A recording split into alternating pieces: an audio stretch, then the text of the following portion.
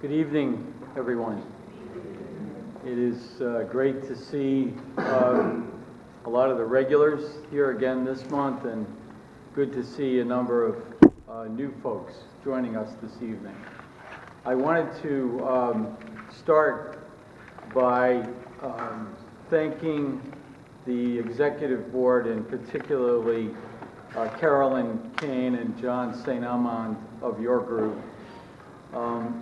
for the level of activity that they are involved in right now with the school district. And I think you know that they've been very active for the last 2 years, going on 3 years, with me and the leadership in special education. But you should also be aware that they are very active with the superintendent and with the leadership of the school district and with the school committee. I can't emphasize enough how important it is for parents of children with disabilities in Boston to be actively engaged, not just with people like Seth Bartholomew, who's our leader on autism, or Natalie Ake, who's here this evening from our administrative staff, who is our leader on family engagement, and Maggie Druneau, who's in the back there, who's our leader on management issues like facilities and transportation. But it's very important that you, as families of children with disabilities, be very actively engaged with the other leaders of the school district and with the school committee. You are probably aware that there are a couple of very big activities going on right now. One of them is the development of the new assignment plan, and another is the beginning of the budget cycle for next school year. So we're just about to begin a process of putting together the budget for the year 2013-14. That process will begin in November. Actually, it's beginning next week, so it might actually begin before the end of October.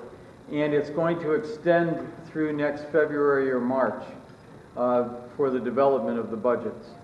And my feeling after being here for 2.5 years and being the father of an 18-year-old who went through public schools and now a 2-year-old who will be a Boston public school youngster, it's my feeling that we as parents should have the loudest and clearest voices of everybody engaged in public education. And for some of us, the communication needs to be with the principals of our schools or the teachers of our classes. For some of us, the communication is with people like Seth and me in our offices. And then for others, the communication needs to be with the central office administration and the school committee. And I think if everybody, every family found a place or a person that you were going to talk a lot to about what's going on with your child or your children with disabilities, that's going to make everything better for all the students. And we don't all have to do this in the same way. We can all find different ways of doing it. I know when my older son was in K-8, I spent a lot of time talking to the principal of his school for a couple of reasons. One, I respected her as a principal, and she listened to me. So it's good to find somebody you respect who listens, because you know how frustrating it can be trying to make a point with somebody you don't respect, or how frustrating it can be to talk to someone who's not listening. So don't make yourself too frustrated. Find somebody you respect who's listening and spend a lot of time talking to them. Again, I want to thank the leadership of SpedPac for the long hours and aggravating work that they have to be engaged in sometimes. I also wanted to clarify that Seth is our administrative lead on autism, and we have administrative leads on almost all areas of disability and all areas of our work. And we passed out a copy of our administrative table, I think it was last month or the month before. That table is being updated because we've identified a couple of new administrators, so I'll make sure that at our next meeting, which will be November, that we have an updated version, and it provides you with the name of the administrator who's our lead in the area that you care the most about. You may have a child with emotional impairment or learning disabilities or autism, etc. Or you may be very interested in the work we do around transition or assistive technology, and you'll find on the table the leaders in my department who is trying to lead the work in that area and what their phone number and email address is, and we want to make sure that you have a way to contact the people you want to contact. I'm going to pass out, Natalie, maybe you could help me with this. This is the latest summary of what we're about to start again this year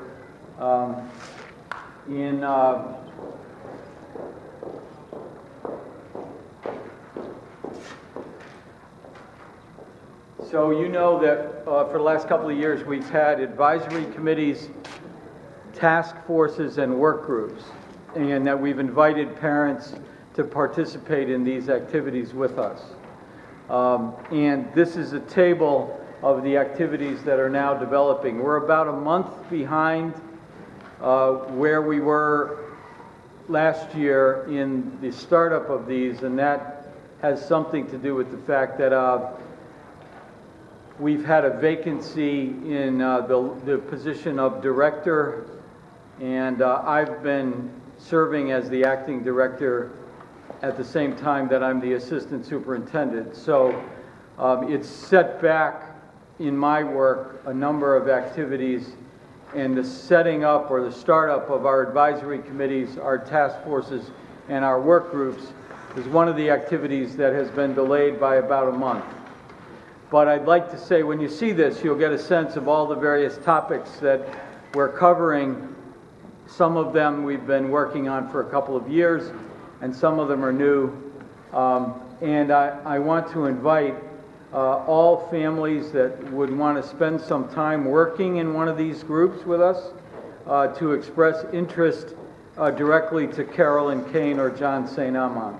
And many of you have already done this, and we have your names and what your interests are, and we are putting these groups together as we speak. But when you see the sheet, you'll know that there are task forces and working groups and advisory committees in a number of critical areas in our department. So maybe I'll wait till everybody's got a copy of that, and then I'll take any questions that you might have about that. While those sheets are going around, I did want to give you an update on a couple of critical areas of development for us. You may know that we have been in a building mode for the last year and a half in the area of early childhood special education. This is specifically for 3 and 4-year-olds that are in programs called K0 and K1 classes. I am proud to say that for the last half a year now, we have had no students waiting for their evaluations and no students waiting for placement. So all of our K0 and K1 students that need placements have been offered placements, and most of them have been accepted by their parents. Some parents of very young children want to know that there's a seat for their children, but don't want their children to start attending just yet. They still want to keep their children at home a little bit. I understand that when I think about my little 2-year-old. I want him to go to school when he's 3, but I'm not sure I want him to go to school when he's 3. So I want to make sure that you know that if you have a child who's 3 or 4 years old who has a disability, and we know about them and they've gone through their evaluation, that there will be a placement for them right away. The other areas that we've been spending a great deal of time planning are in the area of transition and the area of assistive technology. I would say that we're closer to implementation on transition. The strategic plan that a few parents have been instrumental in putting together with members of my staff, the strategic plan for transition services for 14 to 22-year-olds is now final, and we've asked your co-chairs to give the final read to it, and we're going to be turning that over to the superintendent either tomorrow or Monday. And implementation will begin as soon as we have her approval. We have budgeted already a position of supervisor for transition, so there'll be a new administrator in my offices, and we're looking for candidates.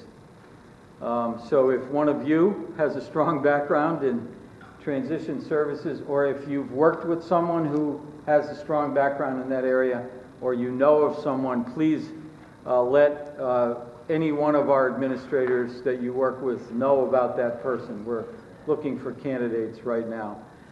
That same scenario will develop in a month or so for assistive technology. So we'll be presenting, we're working on mid-range drafts right now on the assistive technology plan, and there are a few parents that are involved in that with us. That plan will be finalized and go to the superintendent sometime within the next month or so. And we'll be looking for a new supervisor for assistive technology. So if you know someone in that area, then let me know that also. I would say the final area where we are investing a tremendous amount of time and energy and money is in the development of new inclusive settings for students with disabilities. We're making headway on providing education for students with disabilities in what are called inclusive settings. These are settings where the students are not separated from their typically developing peers, but are going to school with their typically developing peers.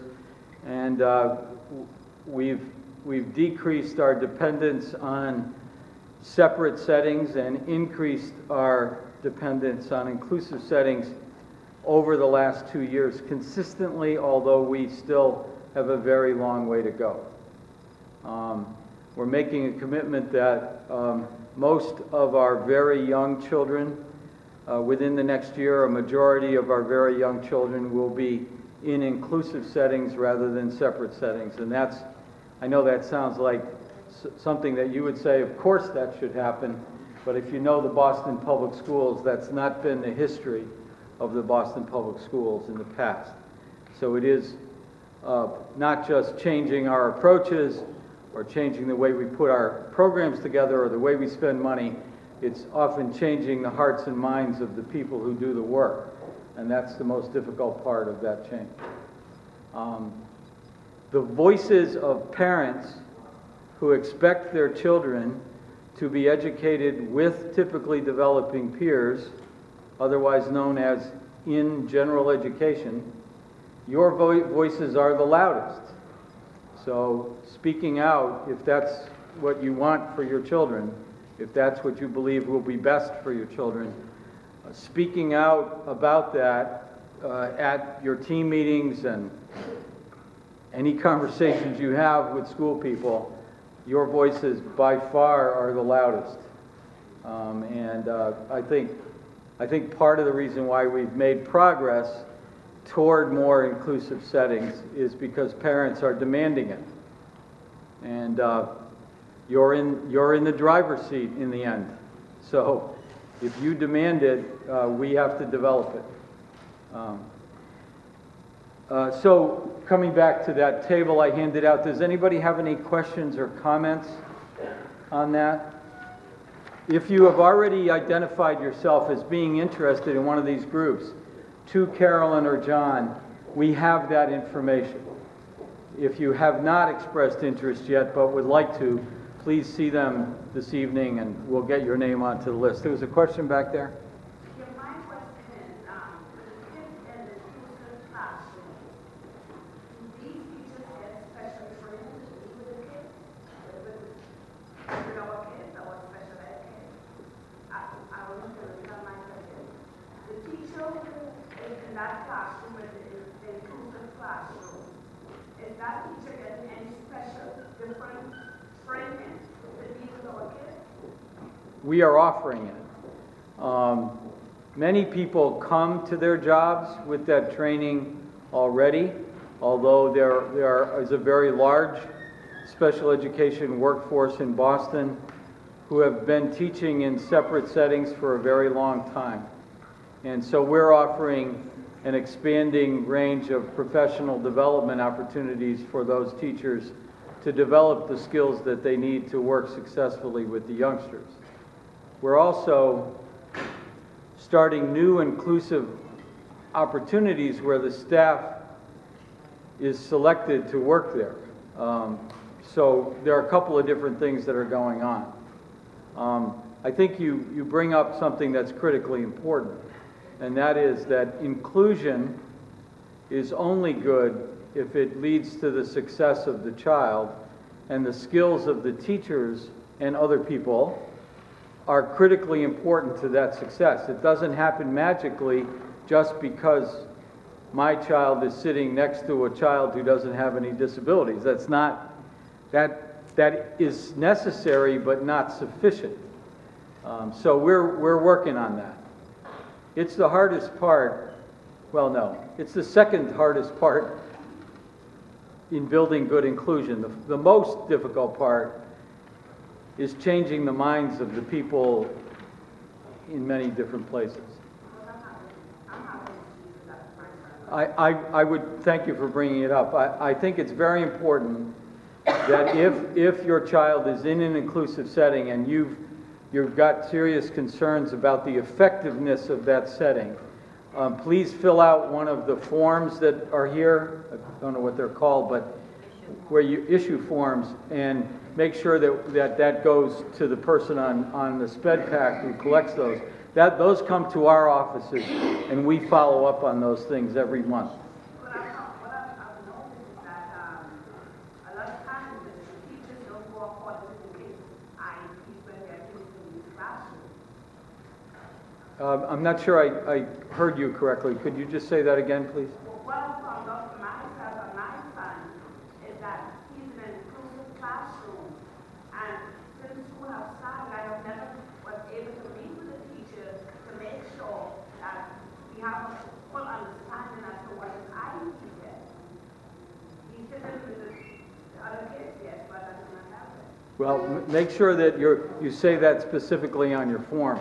If I were a parent in the Boston Public Schools and we were at the end of October, I would have expected to have had that opportunity already. Well, we'll follow up on that. Thank you. Yep. Yes.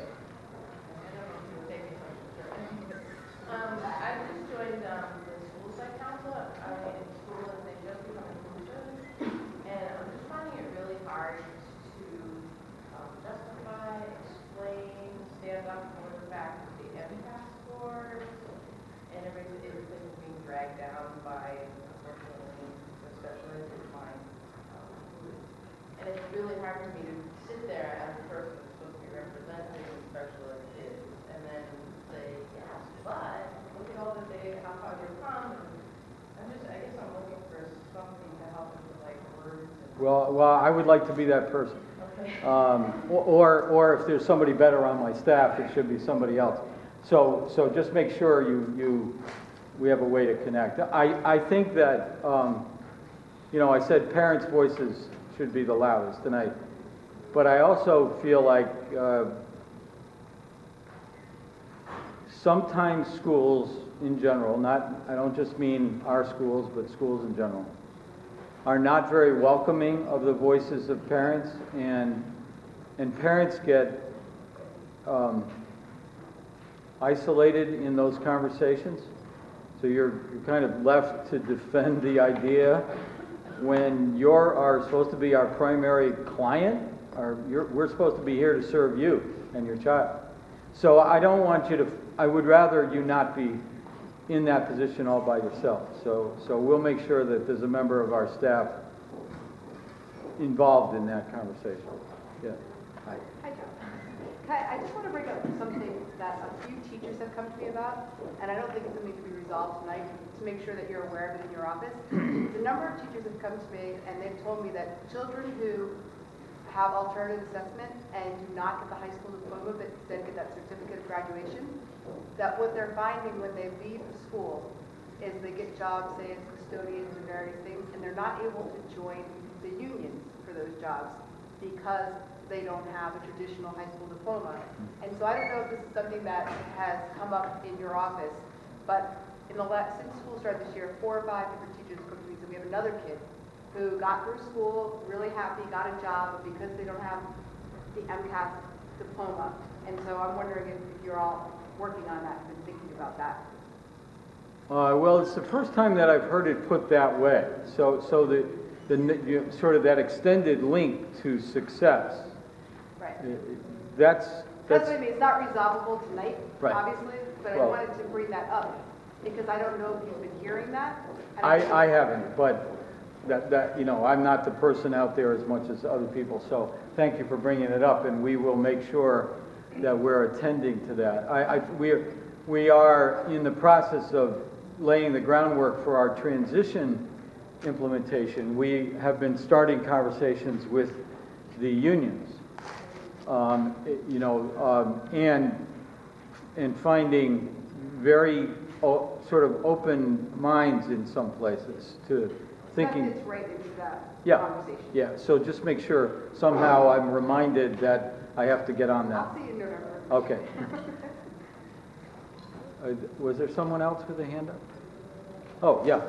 The other issue with the schools that are not performing well, when there's a higher percentage of SPED kids in that school, somehow the school gets, like they say, penalized for not reaching AYP because there's a higher percentage of SPED kids in there, and there's not enough mainstream to offset that. Okay, well, let me just refocus that. So the comment was, some school, I'm going to make sure I say this correctly. Some schools get judged as low performing on the backs of the children with disabilities in the school, in a sense, right? Yes. The children with disabilities get blamed for that. Okay. A couple of things have shifted in the last year here. First of all, there's no more AYP. So there's a different approach to evaluating schools that Massachusetts uses starting this year. And the new approach includes measures of proficiency and progress. So it's adding progress to the calculation that's important. So now it matters how proficient our students become and how much progress they've made over the last year. That's important. Number 2, for the first time this year, in the 3 years that I've been involved, students on MCAS Alt, have you heard that? So it's an alternative MCAS evaluation of students' performance in school. That's based on a portfolio of the student's work rather than a score on a test. Those results are excluded from the analysis of whether a student is high performing or not. First year that that's happened. So your report, your knowledge is absolutely accurate that in past years, it did impact on the evaluation of the school. Now, we have to be very careful about this because it would be really inappropriate for the educational outcomes of students with disabilities to be put off to the side and not looked carefully, not examined carefully when we're examining our success in schools. In fact, the progress that your children make is just as important as the progress that any student makes in school when it comes to judging whether schools are effective. But you know and I know that helping your children and mine, perhaps in the future, requires a whole, I'll cut it short, sorry, requires a whole lot of extra and specialized effort. And we want to make sure that we're investing that effort because the kids have a right to better outcomes. And that's a conversation I would encourage you to get me to talk about again. I'm being told that I have to, I'm getting the hook here. So, thank you very much for your questions and comments. We should come back to a couple of these issues, that issue and that one especially. And I'll look forward to seeing you all again next month. Thank you.